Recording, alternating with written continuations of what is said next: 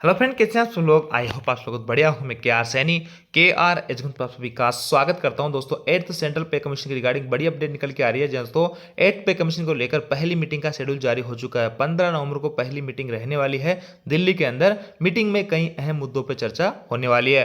पे के साथ में कौन कौन से भत्ते बढ़ने वाले हैं, ऐसी एक न्यूज़पेपर में खबर छपी है, मैं आपको वो भी दिखाने वाला हूँ। कर्मचारियों के लिए एक तरीके से खुशखबरी है कि 8वें वेतन आयोग के ऊपर जो है तेजी से यहाँ पे काम चल रहा है। देखिए सबसे पहले दोस्तों यहाँ पे ये है 7 नवंबर 2025 की अपडेट है और शिव गोपाल मिश्रा जी के द्वारा, जो कि नेशनल काउंसिल स्टाफ साइड की तरफ से ये है। इस लेटर का नंबर आप देख पा रहे होंगे और ये जो लेटर लिखा गया है, ये लिखा गया ऑल स्टैंडिंग कमेटी मेंबर्स, जो स्टैंडिंग कमेटी के मेंबर है स्टाफ साइड काउंसिल के, उनको ये लेटर लिखा है शिव गोपाल मिश्रा जी ने। As you are aware that the notification regarding the formation of 8th Pay Commission has been issued by the Government of India via its Gazette notification dated 3/11/2025।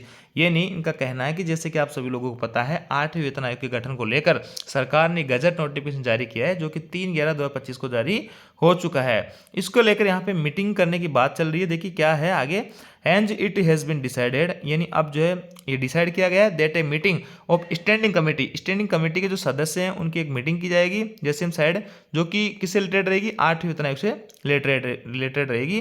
15/11/2025 को meeting रहने वाली है और नई दिल्ली के अंदर सेक्रेटरीट जो of national council staff side का सेक्रेटरीट है, वहाँ पे ये मीटिंग रहेगी।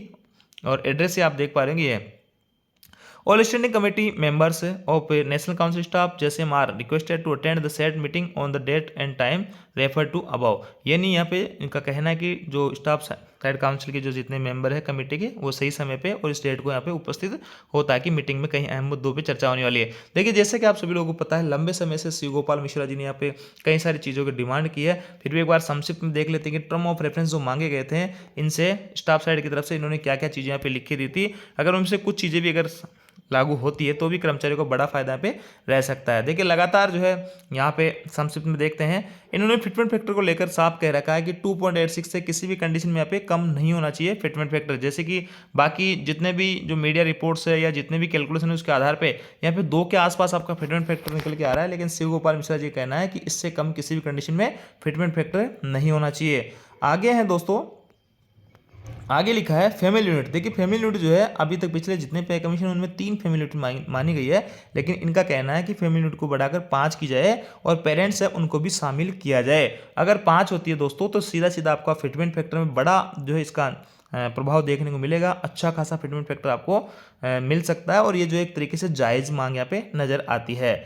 आगे दोस्तों डीएनएस अलाउंस को और इन्फ्लेशन को लेकर भी इन्होंने बात कही है कि the price index and basket are outdated, यानी जो डाटा यहाँ पे जारी किए जा रहे हैं इंडेक्स के द्वारा वो आउटडेटेड है। इनको सही तरीके से अपडेट करके और आज की जो महंगाई है उसके हिसाब से डीएनएस अलाउंस वगैरह को बढ़ाया जाए। अदर पॉइंट्स में इन्होंने लिखा है he sees political timing in the dates but says unions are ready with documents, यानी यूनियन जो है डॉक्यूमेंट्स के साथ में यहाँ पे रेडी है। और इन्होंने ओपीएस वगैरह की भी यहाँ पे बात कर रखी है। तो कई सारे अहम मुद्दे इन्होंने टीओआर टर्म ऑफ रेफरेंस के अंदर उठाए थे फिर से इन टॉपिक्स पे, क्योंकि शिव गोपाल मिश्रा जी की जो मीटिंग होने वाली है तो यहाँ पे इस मीटिंग में फिर से ये सारे कुछ मुद्दे उठने वाले हैं और बड़े लेवल पे यहाँ पे कुछ सफलता मिल सकती है कर्मचारियों के फेवर में। साथ दोस्तों एक अच्छी खबर ये भी है कि जो चेयरपर्सन यहाँ पे बनाई गई है श्रीमती जस्टिस रंजना प्रकाश देसाई, उनके बारे में कहा जा रहा है कि वो बहुत ही शानदार जज यहाँ पे मानी जाती है।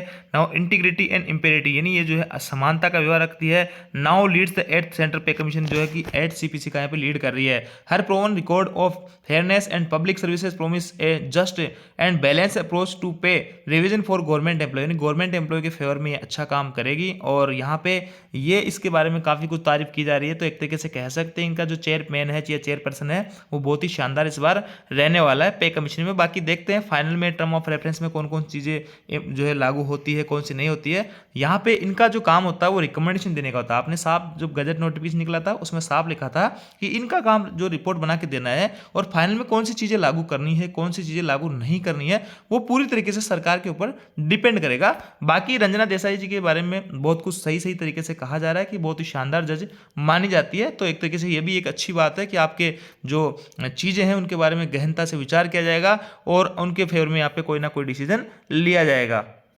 अब देखिए दोस्तों प्रभात खबर एक न्यूज़पेपर है जिसके अंदर आप देख पा रहे होंगे सरकारी कर्मचारी को सिर्फ सैलरी में ही नहीं बढ़ोतरी होगी, मिलेंगे कई फायदे। जाने के यहाँ पे ये जो 8 जो 8 तारीख को ही ये अपडेट डाला गया है इनकी साइट्स पे। और देखेंगे ये जो है रंजना देसाई जी है, 8वें वेतन आयोग के जो है न्यायमूर्ति जो अध्यक्ष रहने वाले हैं। 8th सेंट्रल पे कमीशन के बारे में कई सारी चीज़ें लिखी गई है कि 18 महीने में जो है इनकी रिपोर्ट वगैरह आएगी और भत्ते भी बढ़ाए जाएंगे, बोनस है, पेंशन है, ग्रेजुटी जो है 25 लाख तक आपकी हो चुकी है। आगे पे कमीशन के अंदर रिवाइज होकर इसको भी जो है बढ़ाया जा सकता है। और भी कई तरीके की चीज़ें इसके अंदर लिखी हुई है। थोड़ा स्क्रॉल करेंगे तो आयोग के अध्यक्ष वगैरह, उनके सदस्य जो कि आप सभी लोगों को पता है, अध्यक्ष और यहाँ पे 3 सदस्य की टीम बनी है।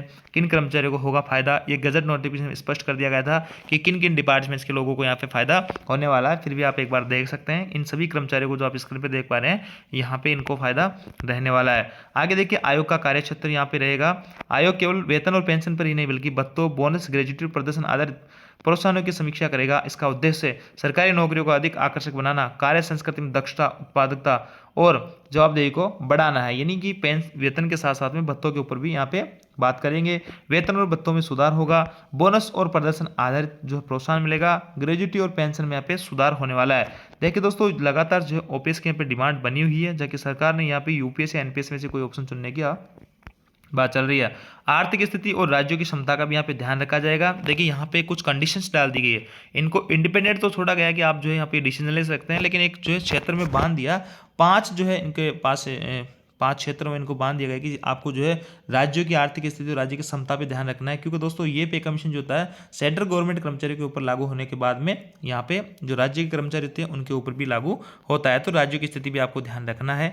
ये भी यहाँ पे एक तरीके से इनको बाउंडेशन लगा दी गई है। विशेषज्ञ सहायता और स्वतंत्रता, हाँ ये एक बहुत अच्छी बात है कि यहाँ पे अगर आपको किसी फील्ड का नॉलेज नहीं है कि उनके अंदर कर्मचारियों के लिए फेवर की कौन कौन सी बातें की जा सकती हैं, उनके फेवर के लिए कौन कौन से काम किए जा सकते हैं, कौन से उचित है कौन से अनुचित है, ऐसा अगर आपको लगता है तो आप उस फील्ड के किसी विशेषज्ञ से या किसी संस्था से उस फील्ड की बारे में जानकारी रखती है तो उनसे आप राय सलाह मशवरा कर सकते हैं। मानो या ना मानो ये आपकी खुद की मर्जी रहेगी, लेकिन आप सलाह मशवरा यहाँ पे कर सकते हैं। ये एक चीज़ जो है गजट नोटिफिकेशन बहुत बढ़िया जोड़ दी गई है। इससे ताकि ये रहेगा कि जो भी डिपार्टमेंट से जो भी संस्था या जो भी मेंबर रहेंगे वो अपने डिपार्टमेंट्स की जो कमियां वगैरह हैं, जो खूबियां वगैरह हैं, वो आपको आराम से यहाँ पे बता सकते हैं, आराम से यहाँ पे गाइड कर सकेंगे।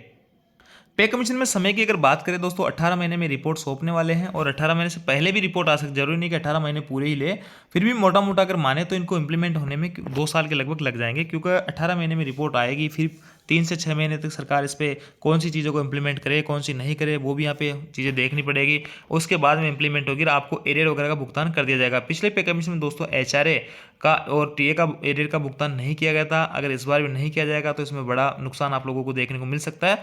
बाकी लॉन्ग टर्म में आपको अच्छा खासा फायदा होगा। फिटमेंट फैक्टर की उम्मीद वही है कि 2 के आसपास कम से कम यहाँ पे रहना चाहिए और ज़्यादा की जो डिमांड की जा रही अगर हो जाता है तो वो बहुत अच्छा यहाँ पे रहने वाला होगा। तो ये दोस्तों अपडेट आयोजन जानकारी आपको अच्छी लगी होगी। वीडियो आपको जो लाइक दोस्तों के साथ में शेयर जरूर करें। Thank you.